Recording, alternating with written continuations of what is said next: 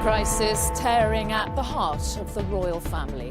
The Queen, Prince Charles and Prince William say they will work at pace with Harry and Meghan to resolve the War of the Windsors.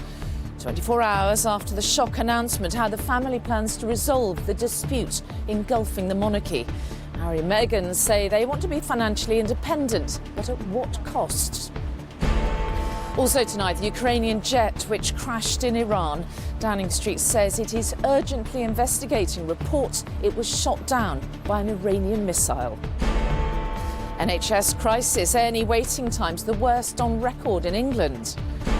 And why there was little for retailers to cheer about at Christmas.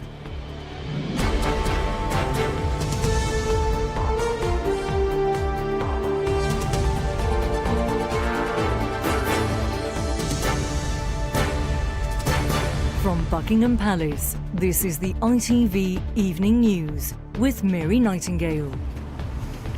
Good evening from Buckingham Palace, where tonight senior royals say they are going to work at pace with Prince Harry and Meghan to shape their future. The Queen, Prince Charles and Prince William are said to be still reeling from last night's shock announcement that the Sussexes are going to quit. Now, it's emerged the senior members of the royal family were not told about the decision in advance. They are said to be hurt and deeply disappointed. Now, considering the normally restrained and measured language of royal statements, that, I think, indicates just how serious and potentially damaging this is, as our royal editor, Chris Shipp, reports. You couldn't yet call it a plan, of course, but very slowly through the day it became clear members of the royal family who were shut out of Harry and Meghan's dramatic decision yesterday were licking their wounds and trying to work out a way forward. No royals were out in public today, but our cameras did catch Harry's sister-in-law, the Duchess of Cambridge, returning home. It was her birthday. A short while later, the Duke of Cambridge, along with the Queen and Prince of Wales, held out an olive branch to the Sussexes. Palace sources said the Queen, the Prince of Wales and Prince William are working at pace with Harry and Meghan and governments, note the plural, to find what was called workable solutions. And it would be done in days, not weeks, we were told, which all seemed rather ambitious. How different it all felt to that day 2 years ago when Prince Harry introduced his new fiancée in the gardens of Kensington Palace and spoke passionately then about what Meghan could bring to the royal family. I know the fact that she'll be really unbelievably good at the job part of it as well is obviously a huge relief to me, because she'll be able to deal with everything else that comes with it. But it didn't quite work out that way. Do I have to call you Dean? Do I have to call you Harry? No? And friends say they could see change was coming. Dean Stott is a former Special Forces soldier who bonded with Prince Harry through their work with military veterans. So I wasn't surprised. Obviously his circumstances have changed the last couple of years. He's newly married and he's now got young Archie. So, he probably didn't foresee this a few years ago. So, it's just how it's evolved over the last couple of years with his own personal circumstances changing. That Harry and Meghan would do things differently was clear on the day they got married.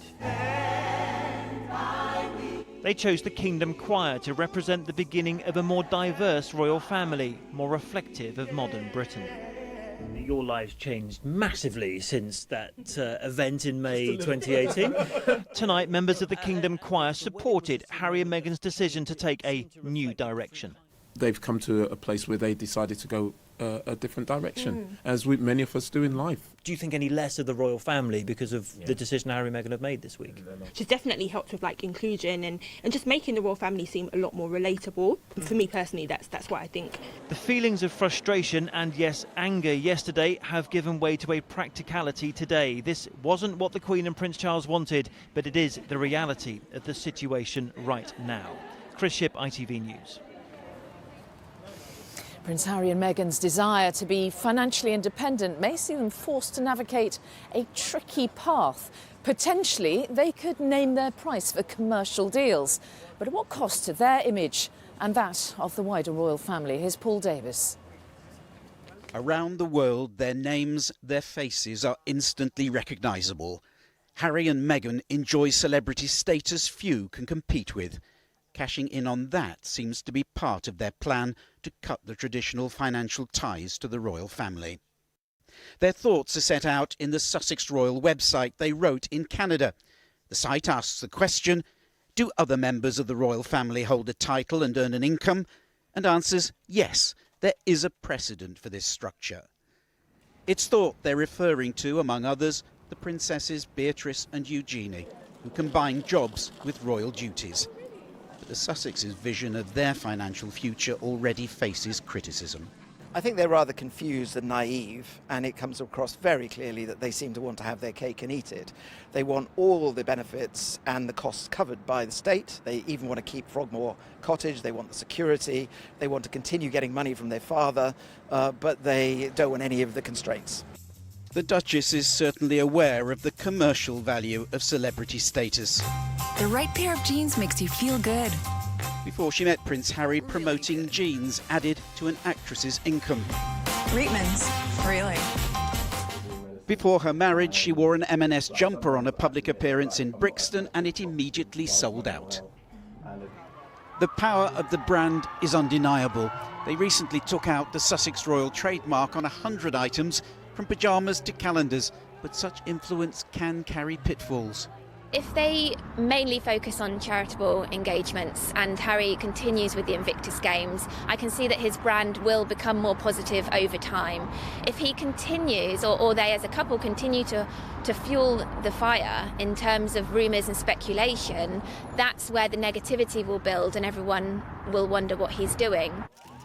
How the public would accept part-time royals, how the press would respond, and how Harry's desire for privacy for his new family can be met are just some of the questions that have yet to be answered. Paul Davis, ITV News. Well, the Sussexes say they want to continue to use Frogmore Cottage in the grounds of Windsor Castle as their base. So what do residents and tourists there make of the couple's decision? Lucy Watson went to find out. They have a strong presence here, for now. But this union is soon to take a different path. The royal draw will always bring in the tourists and the media. But the announcement that Harry and Meghan will step down as senior members of the royal family has surprised people from around the world. I have great respect for the Queen, and I hope this is nothing that upsets her too much. And Marianne Gill is from New Zealand. She believes back home they too will be upset. We think the Commonwealth has been good for New Zealand, and I think that they will be disappointed that a member of her family in the last years of her life has done this to her. Their wedding in Windsor was both modern and traditional, a couple that engaged people differently. Who would have thought that 20 months on they'd be breaking free of the institution that gave them this? Oh, it was wonderful. It was the happiest day of our life. Ajit Sandhu remembers the day well. He's been selling souvenirs here for 24 years. Do you think people at the time saw it as a time of change? Exactly, 100%. Especially marrying someone like African American, or as you can put it. People just loved it. Everyone loved it, you know. Windsor is also where the Sussexes have made a home, at Frogmore Cottage. Graham and Audrey live in the town too. Graham has met both princes. I did like Harry. I still like Harry. You know, I think the country loves him, and I think what he's done, you know, with the services and things like that. I just feel they've got this one wrong. I really do. This evening, rain clouds gathered over Windsor. Change is brewing, but there is no precedent for what happens next. Lucy Watson, ITV News, Windsor. Well, my News at 10 colleague Tom Bradby knows this couple well and made a documentary with them last October. Now, there's a lot of chat about this, obviously, but why do you think they're doing this? I think two reasons, really. I think they really fell out with their family about their battle with the media. That for them, it's a moral crusade. They say, we're leaders. If we don't take on the tabloids, who will? The rest of the family think it's madness. They think you can win a battle, you never win the war, and they should just put up and shut up. So there's a big difference over that. The rest of it, I think, is there just have been a lot of personal fallouts, a lot of harsh and difficult things were said around the time of their wedding. They never really recovered from that. I think the documentary was meant to be a bit of a pressure release valve. You know, I think William did reach out a bit, but I think it was just too far gone. So Harry and Meghan feel that they've been driven out. I think the rest of the family just felt they were impossibly difficult. Now, they say they want to be financially independent, but how are they actually going to go about doing that in practical terms, do you think? Well, I think they appear, as far as I can understand, they're relatively philosophical about it. Their attitude is, we want our freedom. You know, if you want to take everything away, titles, you know, that's okay, we'll live with it and we'll support ourselves. You know, we'd like to... They really mean that, do they? I think so. You know, they'd like to continue to support the Queen, particularly in her work with the Commonwealth. They want to continue with their charitable work, but they don't need royal status for that. You know, protection is a whole different thing. They think that's a question for the government. You know, it's going to be difficult. I don't think we shouldn't kid ourselves. There will be lots of controversy. They've got money anyway. I suspect they'll be relatively, you know, she might be the global face of a big brand or something and will earn a fortune from that. I think they'll do, you know, there's been talk of a series on mental health with Oprah and they might be executive producers on that. So, I don't know. I think they'll be careful, but there will be controversy. We shouldn't kid ourselves. I mean, it's a tricky path to pursue, isn't it? Undoubtedly. Very. I think very. And there will be many complications over the years. And it will be a running sore. I don't think there's any doubt about that. Now, the narrative is that no one in the palace was told about this in advance, this announcement. Is that accurate or not in your view? Well, it's certainly not true to say the palace were blindsided by it. Certainly the couple's views, they came back, they wanted to talk to the family about their plans. You know, it had been made clear to them in their absence that there was going to be a slimmed-down monarchy and they weren't really a part of it. They were asked by officials and the rest of the family to put thoughts down on paper. They said, look, it leaks if we do that, we don't want to do that. They did it. It was immediately leaked to the Sun, so they thought, you know, hang it, we're going to have our, you know, statement anyway. So, you know, I really take that, I mean, to say I take that with a pinch of salt would be the understatement of the century. OK, but this thing's going to run and run, Tom, isn't it? I think, sadly, in a way, it is going to run. You know, when I did the documentary, there was a lot of chat privately. I think everyone hoped that all sides would step back from the brink, maybe use that as an opportunity to think again. It's really sad in a way it hasn't happened. OK, Tom, thank you very much indeed. Thank you.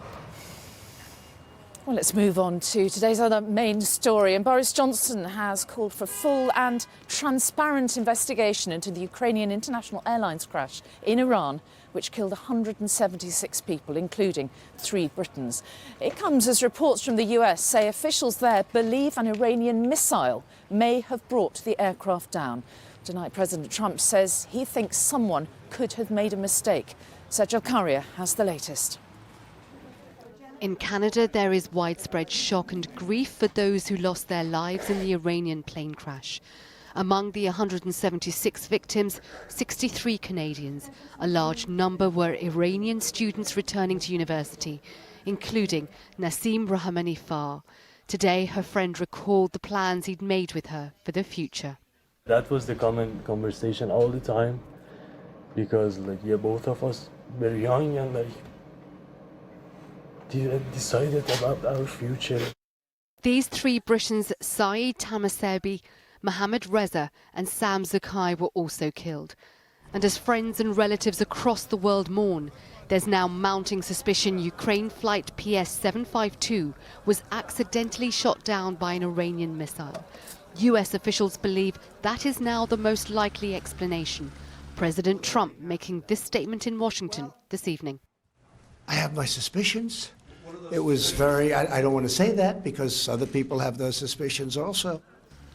Mr. Trump's comments came very shortly after Downing Street also raised concerns that the passenger jet may have been hit by a missile, saying that there needed to be a full, credible and transparent investigation into what happened, and that they weren't going to speculate on this, but the reports we have seen are very concerning and we are urgently looking into them.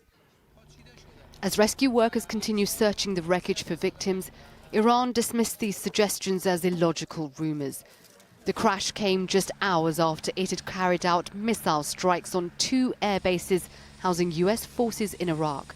Tonight, those tensions showed no signs of diminishing. Sergio Carrier, ITV News. Still to come in the ITV News, the severe pressure on A&E in England and why high street sales have been so bad. Those stories and more after the break. Join me then.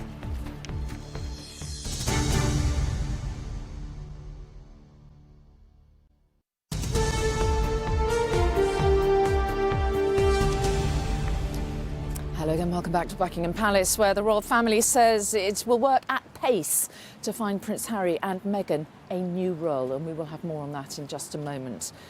But first, NHS patients in England are suffering record long waits at A&E departments. Figures for December show 1 in 5 patients was waiting over 4 hours to be seen. Our health correspondent Emily Morgan spent 12 hours on the front line with paramedics in Newcastle as the service struggles to cope. 6:30 in the morning, and the paramedics we're with for the day are responding to their first call. It's from an 83-year-old woman who's in chronic pain. I feel really sick. I've got a dodgy knee as well. For Audrey, calling 999 was the quickest way to get help. She doesn't have carers and her son's about to go to work, so Peter and Dan decide to take her to A&E as a precaution. I see you do an ECG, son. You put some of these dots on your chest. Is all right? It's a quick handover at 7:30 and the team are back on the road. After attending to another elderly woman and a suspected cardiac arrest, at 12:30 they're called to a deprived part of the city. Peter, what do you know about this one? What? Possibly having a hypo. A diabetic hypo. How are we feeling, John? We meet John, whose blood sugar levels are so low he's at risk of passing out. Do you need to admit him, or can he stay here? Maybe, it depends what he's like when he comes round. John doesn't want to go to hospital, though. He cares for his wife and is desperate to be looked after at home. You know, these care homes are supposed to be going into one of them. When? I don't know. Would save you calling out the paramedics, I suppose. Nobody seems to care anymore. It's early afternoon when John is finally transferred to hospital, and it's now clear A&E is full. It's about 2:30 in the afternoon now, and as you can see, the trolleys are beginning to stack up in the corridor. A&E is nearly at capacity already. There's a 4-hour wait to be seen, and the paramedics we're following are about to check out again and go out to another incident.